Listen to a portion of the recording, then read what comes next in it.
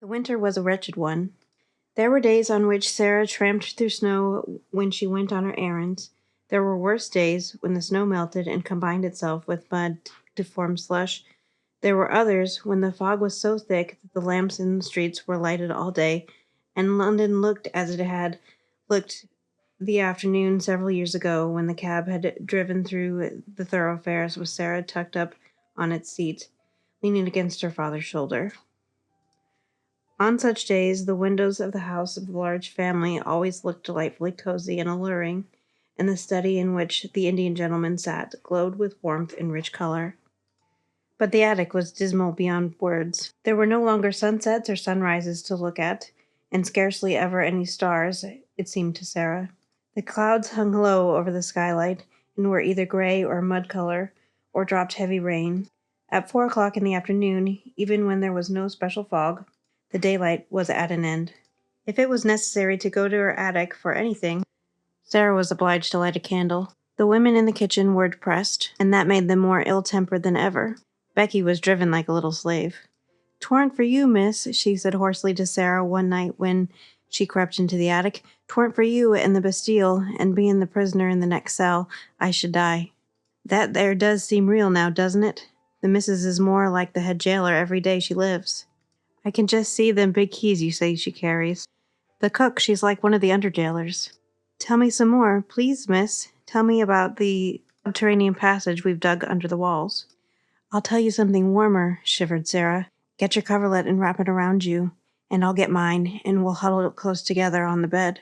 And I'll tell you about the tropical forest where the Indian gentleman's monkey used to live. When I see him sitting on the table near the window and looking out into the street with that mournful expression, I always feel sure he's thinking about the tropical forest where he used to swing by his tail from coconut trees. I wonder who caught him and if he left a family behind who has depended on him for coconuts." "That is warmer, miss," said Becky gratefully, "but some ways even the Bastille is a sort of heatin' when you're gettin' to tellin' about it." "That is because it makes you think of something else," said Sara, wrapping the coverlet around her until only her small dark face was to be seen looking out of it. "I've noticed this. What you have to do with your mind when your body is miserable is to make it think of something else." "Can you do it, miss?" faltered Becky, regarding her with admiring eyes. Sara knitted her brows a moment. "Sometimes I can, and sometimes I can't," she said stoutly. "But when I can, I'm all right. And what I believe is that we always could if we practiced enough. I've been practicing a good deal lately, and it's beginning to be easier than it used to be. When things are horrible, just horrible, I think as hard as ever I can of being a princess. I say to myself, I am a princess, and I am a fairy one, and because I am a fairy, nothing can hurt me or make me uncomfortable. You don't know how it makes you forget," with a laugh. She had many opportunities of making her mind think of something else, and many opportunities of proving to herself whether or not she was a princess. But one of the strongest tests she was ever put to came on a certain dreadful day which, she often thought afterward, would never quite fade out of her memory, even in the years to come. For several days it had rained continuously. The streets were chilly and sloppy and full of dreary, cold mist. There was mud everywhere, sticky London mud, and over everything the pall of drizzle and fog. Of course there were several long, tiresome errands to be done. There always were on days like this, and Sara was sent out again and again until her shabby clothes were damp through. The absurd old feathers on her forlorn hat were more draggled and absurd than ever, and her downtrodden shoes were so wet that they could not hold any more water. Added to this, she had been deprived of her dinner because Miss Minchin had chosen to punish her. She was so cold and hungry and tired that her face began to have a pinched look, and now and then some kind-hearted person passing her in the street glanced at her with sudden sympathy. But she did not know that. She hurried on, trying to make her mind think of something else. It was really very necessary. Her way of doing it was to pretend and suppose with all the strength that was left in her. But really this time it was harder than she had ever found it, and once or twice she thought it almost made her more cold and hungry instead of less so. But she persevered obstinately, and as the muddy water squelched through her broken shoes and the wind seemed trying to drag her thin jacket from her, she talked to herself as she walked, though she did not speak aloud or even move her lips. Suppose I had dry clothes on, she thought. Suppose I had good shoes and a long, thick coat and merino stockings and a whole umbrella, and suppose, just when I was near a baker's where they sold hot buns, I should find sixpence, which belonged to nobody. Suppose, if I did, I should go into the shop and buy 6 of the hottest buns and eat them all without stopping. Some very odd things happen in this world sometimes. It certainly was an odd thing that happened to Sara. She had to cross the street just when she was saying this to herself. The mud was dreadful. She almost had to wade. She picked her way as carefully as she could, but she could not save herself much. Only in picking her way, she had to look down at her feet in the mud, and in looking down, just as she reached the pavement, she saw something shining in the gutter. It was actually a piece of silver, a tiny piece trodden upon by many feet, but still with spirit enough left to shine a little. Not quite a sixpence, but the next thing to it, a 4-penny piece. In 1 second it was in her cold little red and blue hand. "Oh," she gasped, it is true, it is true." And then, if you will believe me, she looked straight at the shop directly facing her. It was a baker's shop, and a cheerful, stout, motherly woman with rosy cheeks was putting into the window a tray of deliciously new-baked hot buns, fresh from the oven, large, plump, shiny buns with currants in them. It almost made Sara feel faint for a few seconds. The shock and the sight of the buns and the delightful odors of warm bread floating up through the baker's cellar window. She knew she need not hesitate to use the little piece of money. It had evidently been lying in the mud for some time, and its owner was completely lost in the stream of passing people who crowded and jostled each other all day long. "But I'll go and ask the baker woman if she has lost anything," she said to herself rather faintly. So she crossed the pavement and put her wet foot on the step. As she did so, she saw something that made her stop.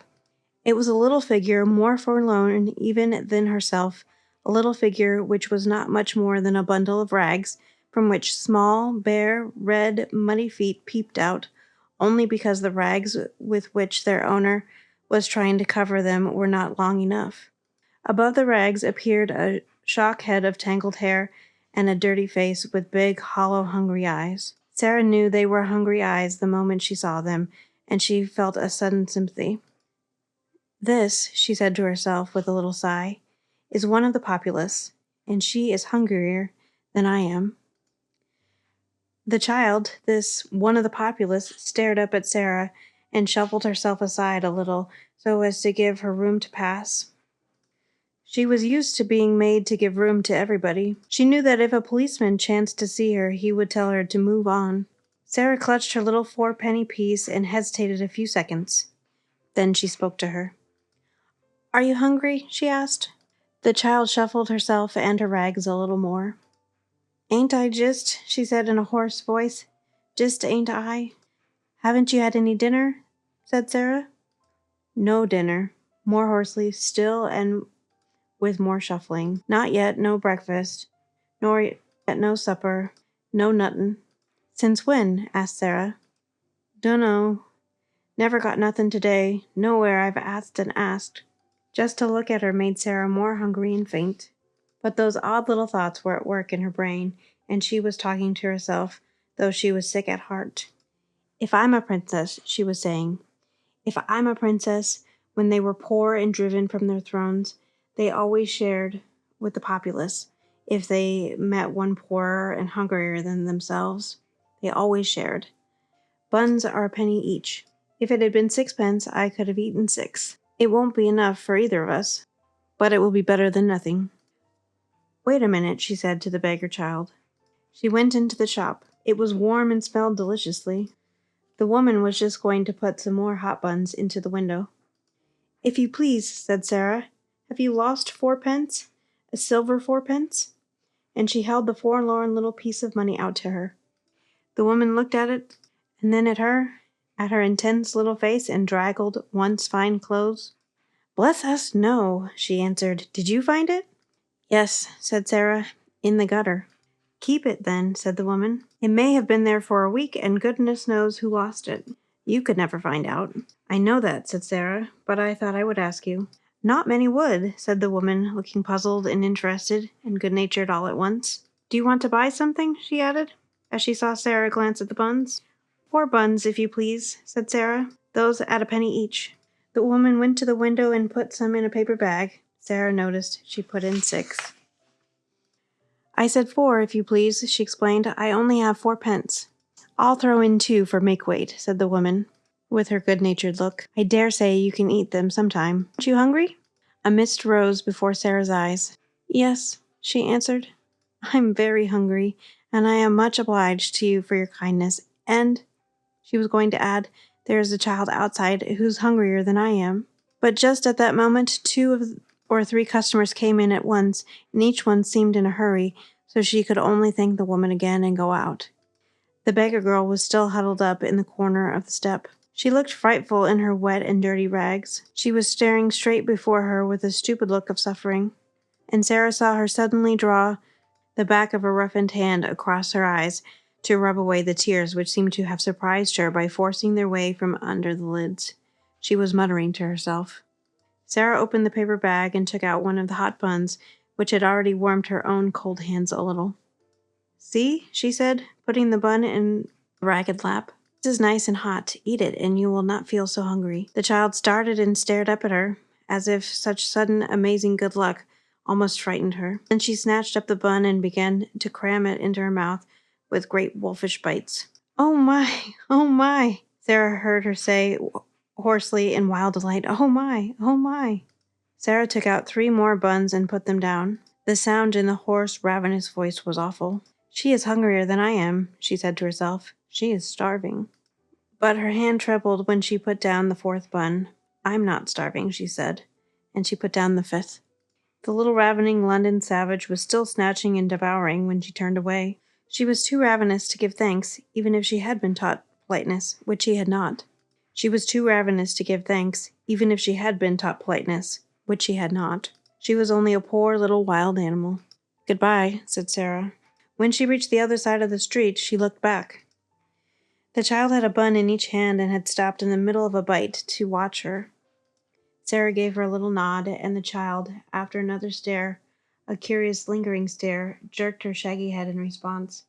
And until Sara was out of sight, she did not take another bite, or even finish the one she had begun.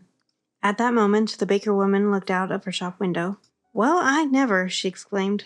If that young 'un hadn't given her buns to a beggar child, it wasn't because she didn't want 'em either. Well, she looked hungry enough. I'd give something to know what she did it for. She stood behind her window for a few moments and pondered. Then her curiosity got the better of her. She went to the door and spoke to the beggar child. Who gave you those buns? She asked her. The child nodded her head toward Sara's vanishing figure. What did she say? Inquired the woman.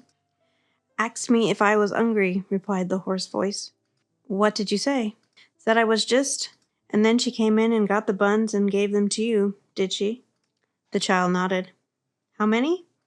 5. The woman thought it over. Left just 1 for herself, she said in a low voice, and she could have eaten the whole 6. I saw it in her eyes. She looked after the little draggled faraway figure and felt more disturbed in her usually comfortable mind than she had felt for many a day. I wish she hadn't gone so quick, she said. I'm blessed if she shouldn't have had a dozen. Then she turned to the child. Are you hungry yet? She said. I'm allus hungry, was the answer, but ain't as bad as it was. Come in here, said the woman, and she held open the shop door. The child got up and shuffled in. To be invited into a warm place full of bread seemed an incredible thing.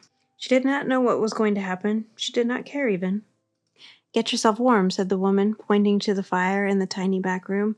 And look here, when you are hard up for a bit of bread, you can come in here and ask for it. I'm blessed if I won't give it to you for that young one's sake.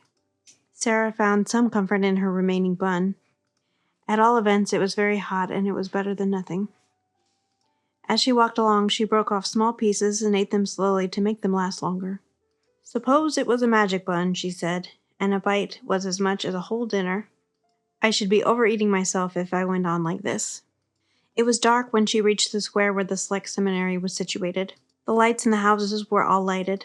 The blinds were not yet drawn in the windows of the room where she nearly always caught glimpses of members of the large family. Frequently at this hour she could see the father of the large family sitting in a big chair with a small swarm round him, talking, laughing, perching on the arms of his seat, or on his knees, or leaning against them. This evening the swarm was about him, but he was not seated. On the contrary, there was a good deal of excitement going on. It was evident that a journey was to be taken, and it was the father of the large family who was to take it. A brougham stood before the door, and a big portmanteau had been strapped upon it. The children were dancing about, chattering and hanging on to their father. The pretty rosy mother was standing near him, talking as if she was asking final questions. Sara paused a moment to see the little ones lifted up and kissed, and the bigger ones bent over and kissed also. "I wonder if he will stay away long," she thought. "The portmanteau is rather big. Oh dear, how they will miss him. I shall miss him myself, even though he doesn't know I am alive." When the door opened, she moved away, remembering the sixpence. But she saw the traveler come out and stand against the background of the warmly lighted hall, the older children still hovering about him. "Will Moscow be covered with snow?" said the little girl Janet. "Will there be ice everywhere? Shall you drive a drosky?" cried another. "Shall you see the Tsar?" "I will write and tell you all about it," he answered, laughing. "And I will send you pictures of moujiks and things. Run into the house. It is a hideous damp night. I would rather stay with you than go to Moscow. Good night. Good night, duckies. God bless you." And he ran down the steps and jumped into the room. "If you find the little girl, give her our love," shouted Guy Clarence, jumping up and down on the doormat. "Did you see?" said Janet to Nora, as they went back into the room. "The little girl who was not a beggar was passing. She looked all cold and wet, and I saw her turn her head over her shoulder and look at us. Mamma says her clothes always look as if they'd been given her by someone who was quite rich. Someone who only let her have them because they were too shabby to wear. The people at the school always send her out on errands on the horridest days and nights there are." Sara crossed the square to Miss Minchin's area steps, feeling faint and shaky. "I wonder who the little girl is," she thought. "The little girl he is going to look for." And she went down the area steps, hugging her basket and finding it very heavy indeed, as the father of the large family drove quickly on his way to the station to take the train which was to carry him to Moscow, where he was to make his best efforts to search for the lost little daughter of Captain Crewe. End of chapter 13.